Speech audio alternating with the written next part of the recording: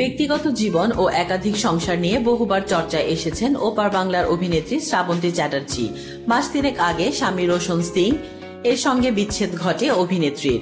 এখন নতুন খবর, এর 3 মাসের মাথায় নতুন সংসার বুনতে যাচ্ছেন শ্রাবন্তীর এই প্রাক্তন স্বামী। ভারতীয় গণমাধ্যমের খবর, বেশ কিছুদিন ধরেই এক বাঙালি কন্যার সঙ্গে রোশন সম্পর্কে ছিলেন। তার সঙ্গেই পড়লেন 7 পাকে বাঁধা।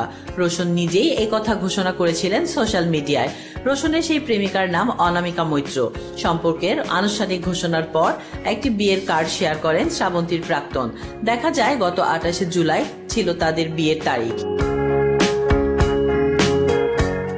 সেই বিয়ের কার্ডে দেখা যায় রোশন ও অনামিকা পেছন ফিরে হাঁটছেন। উপরে লেখা রোশন ওয়েডস অনামিকা। জুটি হিসেবে নিজেদের নাম মিলিয়ে তৈরি করেছেন রোশানা।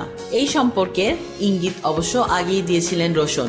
সোশ্যাল মিডিয়ায় একাধিকবার অনামিকার সঙ্গে ছবি শেয়ার করে। অনামিকা কলকাতার মেয়ে।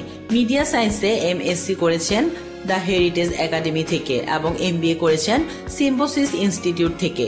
ফেসবুক প্রোফাইলে তার রিলেশনশিপ স্ট্যাটাস স্পষ্ট লেখা, in a relationship with Roshan.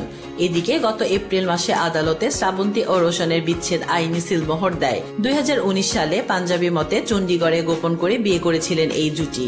তবে 1 বছর পর থেকেই সম্পর্ক টানাপোড়েন শুরু হয়। শেষ পর্যন্ত চলতি বছরেই তাদের পথ আলাদা হয়ে যায়। তাসলিম আক্তার শিমু, SBS বাংলা।